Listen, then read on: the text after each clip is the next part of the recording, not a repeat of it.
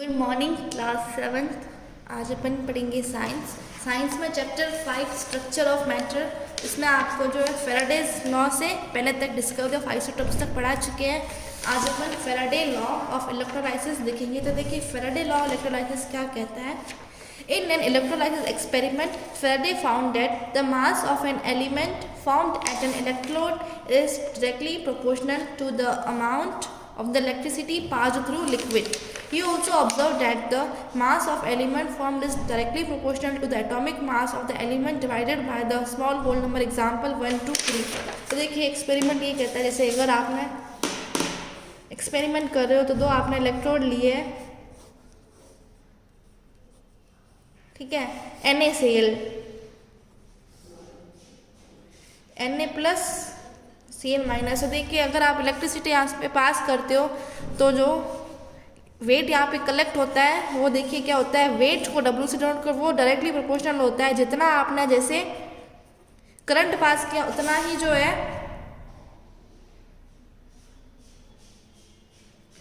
जितना आपने जैसे करंट दिया उसके डायरेक्टली प्रोपोर्शनल होता है। मतलब जैसे अगर W बढ़ेगा तो Q भी बढ़ेगा। और Q क्या होता है, Q is equals to IT होता है। जैसे I इज इक्वल्स टू क्या होता है, Q upon T, rate of flow of charge upon total time taken. तो Q क्या हो गया, IT हो गया, तो W is equals to IT।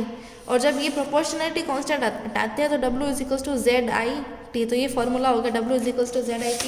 ये है फेराडे का first law of electrolysis. The discharge tube experiments further attested the view that an atom can be subdivided into electrically charged fragments. अब इससे जो डिस्चार्ज ट्यूब एक्सपेरिमेंट ने further क्या किया, देखिए कि एटम को भी क्या है फर्दर सब डिवाइडेड कर सकते हैं उसके इलेक्ट्रिकली चार्ज फ्रेगमेंट्स में से। मतलब इलेक्ट्रिकली चार्ज फ्रेगमेंट्स में जैसे और भी ज़्यादा एटम को किस में डिवाइड करते हैं, इलेक्ट्रॉन, प्रोटॉन और न्यूट्रॉन। ये अपन हायर क्लासेस में पढ़ेंगे। The work of J.J. Thomson and Ernest Rutherford actually laid foundation of modern picture of atomic structure. It is now believe that atom consist of several particles called sub atomic particles. अब ऐसा माना गया कि atom के अंदर several सब atomic particles होते हैं, जैसे इलेक्ट्रॉन, प्रोटॉन और न्यूट्रॉन।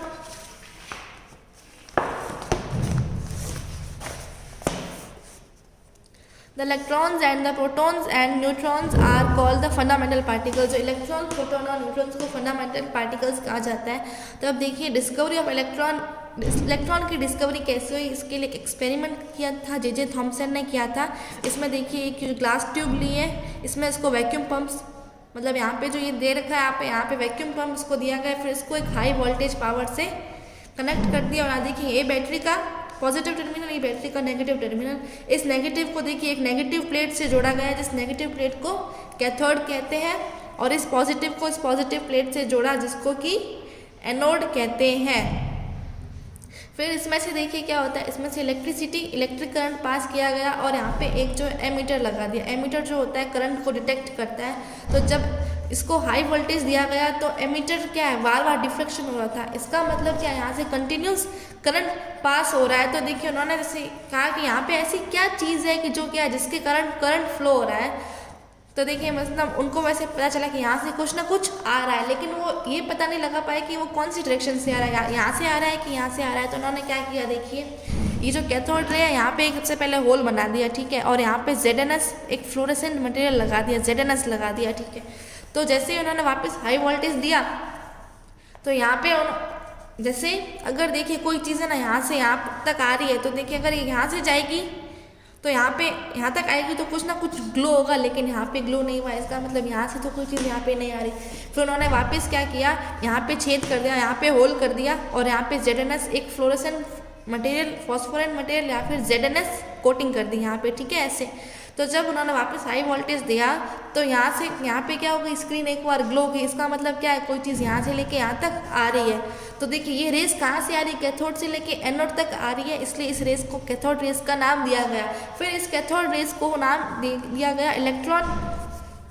तो इलेक्ट्रॉन का नेचर कैसे पता चला कि इलेक्ट्रॉन जो होते हैं नेगेटिवली चार्ज होते हैं, मतलब इलेक्ट्रॉन्स के ऊपर नेगेटिव चार्ज होता है। तो देखिए उन्होंने क्या किया, इधर एक पॉजिटिव की प्लेट लगा दी, इधर नेगेटिव की प्लेट लगा दी। आपको पता है जो लाइक चार्जेस होते हैं वो रिपेल करते हैं और अनलाइक चार्जेस होते हैं वो एक दूसरे को अपनी ओर अट्रैक्ट करते हैं। तो इधर पॉजिटिव प्लेट लगा दी, मतलब अगर ये देखिए ये नेगेटिव है और ये पॉजिटिव, अगर ये नेगेटिव होगा तो ये इसकी तरफ अट्रैक्ट होगा, और अगर ये जो है पॉजिटिव होता तो ये इसकी और क्या होता है, रिपेल होता है, इधर जाता।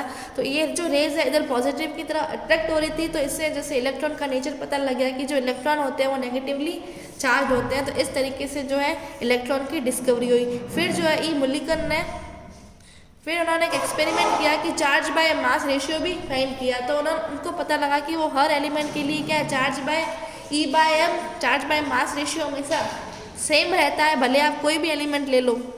तो देखिए उन्होंने जैसे सोचा होगा कि क्या पता हमने जो ये लिया है इसके कारण होता है। फिर उन्होंने दूसरा एलिमेंट लिया, तो दूसरे एलिमेंट में भी सेम का सेम यही एक्सपेरिमेंट रिपीट हो रहा था। उनको पता लगा कि जो इलेक्ट्रॉन्स क्या है, सब में होते हैं। तो चलिए अभी पढ़ते हैं। J Thomson explain that in discharge tube experiment cathode rays consist of stream of negatively charge particles. These charged negatively charge particles were named as electron by J Stoney. देखिए इसने डिस्कवरी तो उन्होंने की थी, लेकिन इसका नाम किसने दिया, जे स्टोनी ने दिया था नाम electron. He provided that whatever gas be taken in the discharge tube, भले कोई भी गैस ले लो, पहले उन्होंने एक गैस ली, फिर उन्होंने गैस भी चेंज करके देखी, लेकिन भले आप कोई भी गैस ले लो उसके अंदर इलेक्ट्रॉन्स होंगे। एंड वॉट एवर भी the material of electrons, electrons का भले कोई भी मटेरियल हो, चार्ज बाय मास रेशियो इनका हमेशा सेम रहेगा, जो कि होता है 1.758 इंटू 10⁻11 कूलम पर मीटर। फिर electrons are thus common universal constituents of all atoms. तो इससे ये पता लगा कि जो इलेक्ट्रॉन्स है वो कॉमन यूनिवर्सल कंस्टिट्यूएंट्स है हर एटम के। अब मास ऑफ एन इलेक्ट्रॉन कितना होता है, 1/1837 टाइम्स ऑफ हाइड्रोजन, मतलब हाइड्रोजन के एटम का जो है उसका इतना हिस्सा 1837 वह हिस्सा होता है इलेक्ट्रॉन का मास, जो कि होता है 9.1 इंटू 10⁻31 किलोग्राम में लेंगे तो 31 और ग्राम में लेते हैं तो -21 होता है। अब एक charge on an electron, electron के ऊपर चार्ज कितना होता है तो वो कैसे पता चलेगा, इलेक्ट्रॉन के ऊपर नेगेटिवली चार्ज होता है जो कि 1.602 इंटू 10⁻19 कूलम होता है। लेकिन उससे पहले जो है मुलिकन एंड्रूज ने एक्सपेरिमेंट किया था, तब वो जो क्या है 1.59 आया था, जो कि एग्जैक्टली क्या है 1.602 के बिल्कुल एक्यूरेट है। तो ये जो है अभी करंटली एक्सेप्टेड वैल्यू है इलेक्ट्रॉन की, कि इलेक्ट्रॉन के ऊपर इतना चार्ज होता है 1.602 इंटू 10⁻19 कूलम। तो ये था पूरा एक्सपेरिमेंट।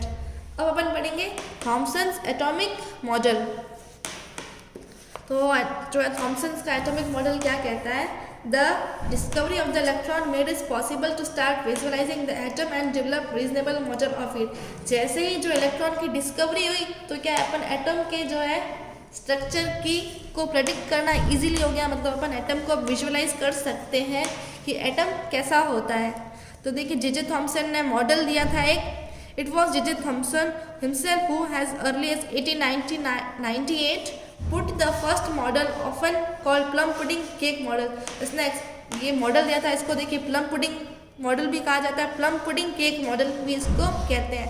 इस मॉडल में क्या था, जैसे अगर आपने वाटरमेलन देखा है तो जिस तरीके से वाटरमेलन के अंदर जो सीड्स होगी ना, वो सीड्स को अपन इलेक्ट्रॉन मान लेते हैं और जो पूरा जो वाटरमेलन है वो एटम है। तो मतलब इसके अंदर वो जो रेड वाला पार्ट है वो पॉजिटिव है और जो है उसके अंदर जो है नेगेटिव चार्ज इमिटेड होता है। या फिर अपन जैसे लड्डू होता है, मोतीचूर का लड्डू, जिस तरीके से उसके अंदर जो है काली मिर्च या फिर इलायची डाली होती है वो इलेक्ट्रॉन्स है, और वो जो लड्डू पूरा है वो पॉजिटिव पार्ट है। या फिर केक के अंदर जो ड्राई फ्रूट्स डाले होते हैं वो नेगेटिव और जो पूरा हिस्सा है वो पॉजिटिव चार्ज पड़ते हैं। The negatively charged electrons are compared to raisins embedded in cake. The cake was determined as the atomic space itself with uniform positive electrification. This was supposed keeping in view of neutral character of atom। इससे क्या पता चला कि electron atom का जो character कैसा है, neutral होता है। जैसे मान लीजिए केक है, ये पूरा इसके अंदर किशमिश डाली हुई है, ठीक है, रेजिन्स, जितना नेगेटिव चार्ज होगा उतना का उतना पॉजिटिव चार्ज होगा। इसका मतलब ये जो है न्यूट्रल कैरेक्टर है इसका। The mass of the atom was supposed to be contained in the electrons. तो जो क्या है एटम का जो मास है वो क्या माना गया था कि जो इलेक्ट्रॉन्स के अंदर आ जाता है। तो ये देखिए इसमें दे रखा है मॉडल, ये देखिए ये पूरा मॉडल केक जैसे मान लीजिए पूरा केक है, इसके अंदर इलेक्ट्रॉन्स डाले हुए हैं, इसके अंदर इलेक्ट्रॉन्स एमिटेड है। अब इस मॉडल्स की लिमिटेशन क्या क्या है, इसकी लिमिटेशंस ये है कि this model provided for the electrical neutrality of the atom but fail to satisfy the requirement of stability. इसका सबसे बड़ा लिमिटेशन यही है कि he could not explain the stability of the atom. ये एटम की स्टेबिलिटी को नहीं बता पाया था। इसने एटम की न्यूट्रलिटी तो बता ली थी लेकिन ये स्टेबिलिटी नहीं बता पाया था। फिर अपन जो है डिस्कवरी ऑफ प्रोटॉन अगले लेक्चर में देखेंगे। आज अपन इतना ही पढ़ेंगे।